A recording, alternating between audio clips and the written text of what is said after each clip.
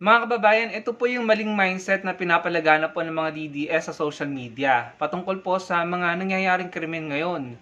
Lagi po, parang yung mindset nila kapag may nangyaring krimen or may nabalitaan silang krimen, lagi nilang narrative is tama talaga ang mga Duterte. Pakinggan po natin tong sinabi ng DDS na ito at ating pong sagutin.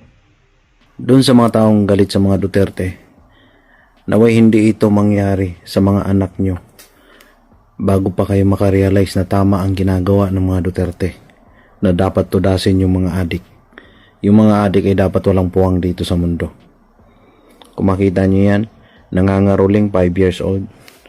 Pagkatapos yung pagsamantalahan, itinapon na lang na walang buhay doon sa labas ng kalsada.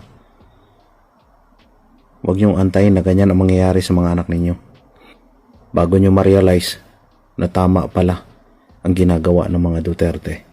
Naunawaan ko po mga kababayan kung saan nanggagaling yung galit nito pong DDS na ito, no? And I'm sure, gaya ko, kayo din po yung nagalit nung nabalitaan nyo yung nangyari dun sa batang nangangaroling. Kung di ako nagkakamali, 5 years old or 7 years old yung bata na nangaroling sa tapat ng dalawang user na iyon. Ayon sa balita, hindi po sinasadyang nakita nung batang yon yung ginagawa ng dalawang user na iyon. At ayun na nga po, kinuha nila yung bata at ayun na po yung nangyari sa bata. Kinabukasan, natagpuan pong wala ng buhay at sinasabi sa balita ay ginrape pa daw po yung bata. So talagang kalunos-lunos po yung nangyari sa batang yon at nakakagalit po. Naunawaan natin kung bakit nagagalit si kuya. And I'm sure kayo din po ay nagalit nung nabalitaan nyo yun. Pero mali pong sabihin na tama yung approach ni Duterte para labanan po ang krimen na dahilan ng paggamit ng mga illegal na gamot or dahilan na ginagawa ng mga adik. Mali po yun. Mali po yung approach. Kasi unang-una mga kababayan, kung tama yung polisiya ni Duterte sa pagsugpo ng krimen na may kinalaman sa illegal na gamot, bakit tayo nakakabalita pa rin ng ganyan? Kung tama yung ginawa ni Duterte noon, dapat yan po inalinis na at wala na pong ganyan. Wala na pong mga user na gumagawa ng masasama at krimen dito po sa bansa natin. Pero ang katotohanan mga kababayan, kahit pa ulit-ulit na sabihin ng mga DDS na tama si Duterte, ang katotohanan hindi po successful yung kanyang gera kontra ipinagbabawal na gamot. Dahil mismo sa kanilang lugar, sa Davao City, ay ang dami pa rin pong nahuhuli.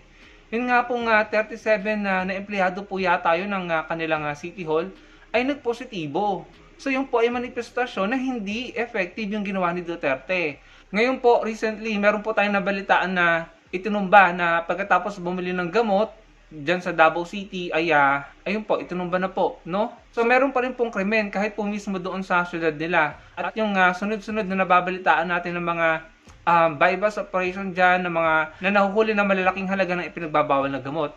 At yung pinaka-latest nga po, yung di umano'y nakabatak or gumamit na meron ding sakit sa pag-iisip na tumulay po sa kable ng kuryente diyan po sa Davao City. Yung po ay viral, no?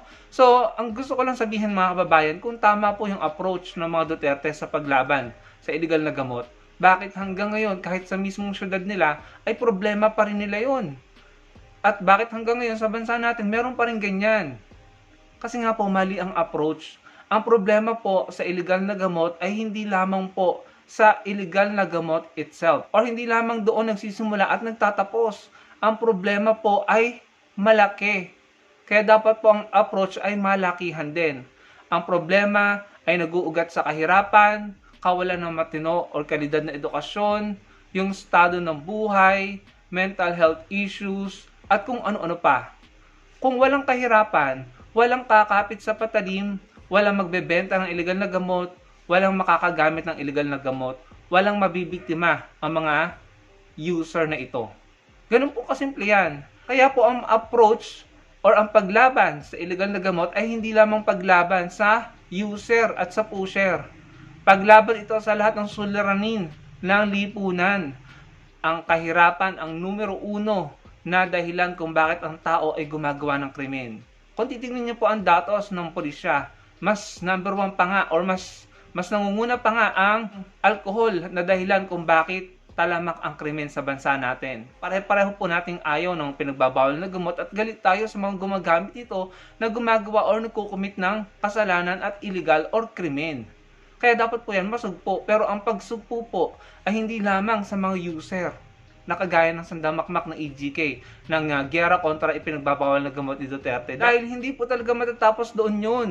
Dahil ang problema po ay maraming pinanggagalingan. Kahirapan, hindi nakapag-aral ng mga kabataan, yung disiplina, at yung kapabayaan na rin ng mga magulang. Imagine, hindi naman po sa sinisisi natin yung mga magulang, ano? Pero kung sana, hindi nila hinayaan yung anak nilang mangaroling. Na, ang bata-bata pa, bakit nyo hinahayaang mangaroling? Para ano?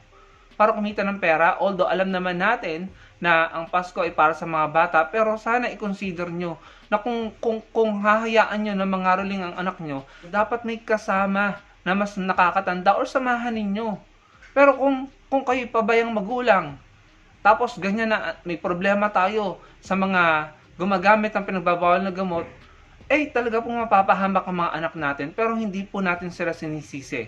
Ang may kasalanan dito ay yung dalawang user na iyon, at dapat kung ako nga po tatanungin nyo capital punishment po dapat sa kanila. Kasi yun talaga, umami naman na sila at napatunayan.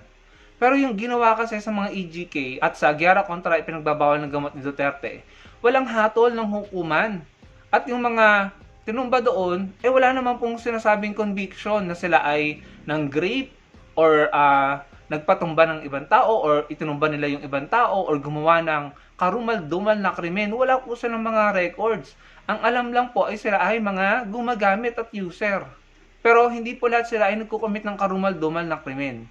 So hindi po tama na sila ay tapusin or itumba ng itumba. Kaya nga po, ang daming nadamay na inosente dahil sa ganung uri ng sistema at polisiya. Again, pare-pareho tayong galit at kailangan po nating manawagan ng hustisya para dun sa bata. At kung ako nga po ang tatanungin, capital punishment po dapat ang gawin dun sa dalawang yun.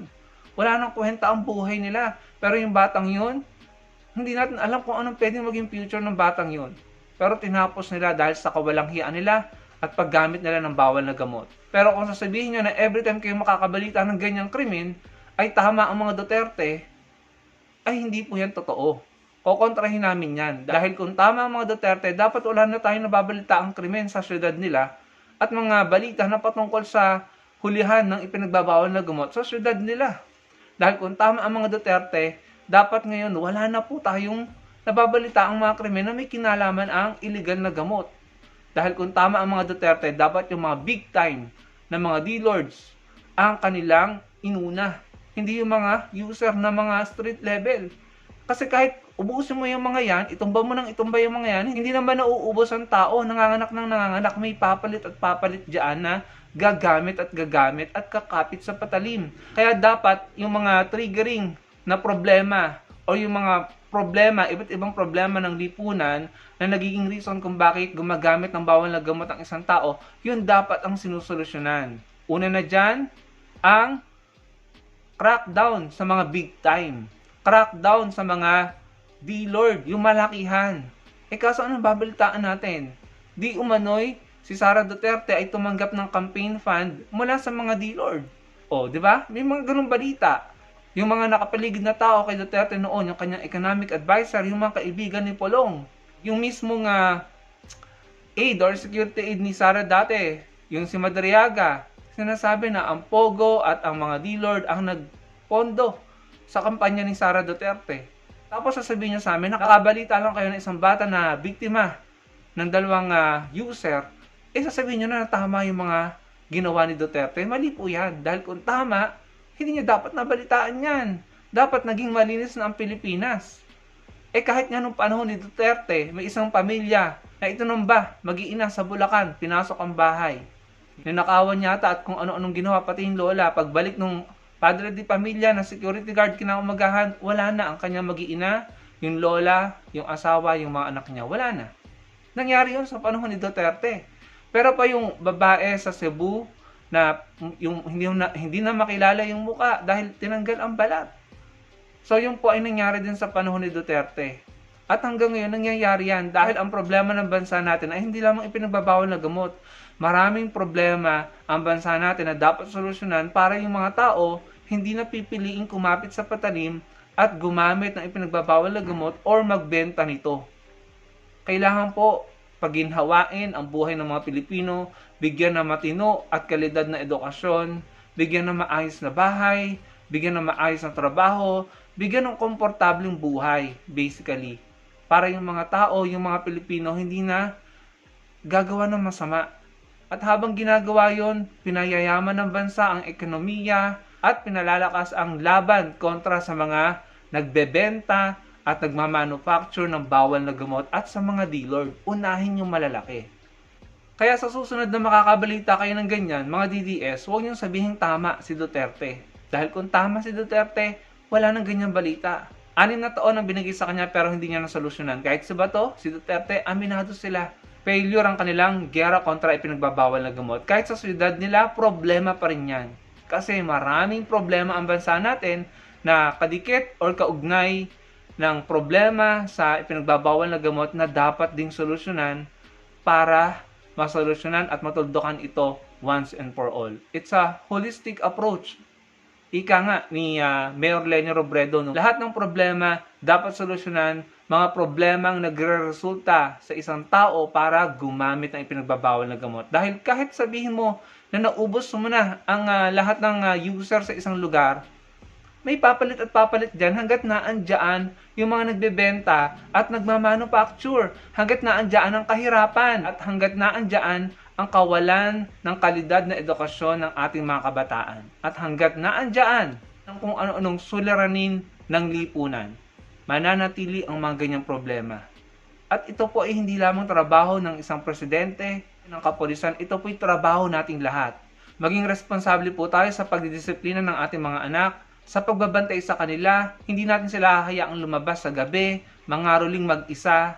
Ito po ay responsibilidad nating lahat ng mga guro, ng mga magulang, ng komunidad. Paano natin masusolusyonan ang paglaban sa mga illegal na bisyo? Kung ako nga, naka-witness ako, isang tindahan, nagbebenta ng alak at sigarilyo sa mga high school student dito sa amin. Tama ba yun? Kahit gaano kagaling ang gobyerno, ang pulis sa pagsugpo ng pinagbabawal ng mga bisyo na yan, kung may mga miyembro ng community na para lamang kumita ng pera ay kukonsintihin. Mga high school student naka-uniform pa. Nakita ko na witness ng 2 mata ko. Binebentahan ng alak at sigarilyo. Oras ng klase, nag-cutting. Sa malamang, pag nagsilakihan yung mga kabataan ngayon, nalulong na yun sa ipinagbabawal na bisyo. Kasi bata pa lang sila nagsisimula hanggang sa malulong na. So ito po hindi lamang problema doon sa bawal na bisyo or bawal na gamot. Ito po yung problema ng pangkalahatan, behavioral, at pati yung kawalang concern ng mga tao sa lipunan.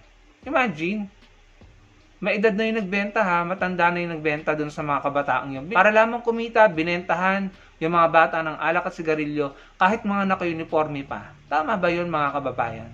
Kaya hindi po talaga mawawala ang mga krimen na iyan, ang mga taong gumagamit ng bawal na gamot, kung hindi po tayo magiging responsable, disiplinado at mature.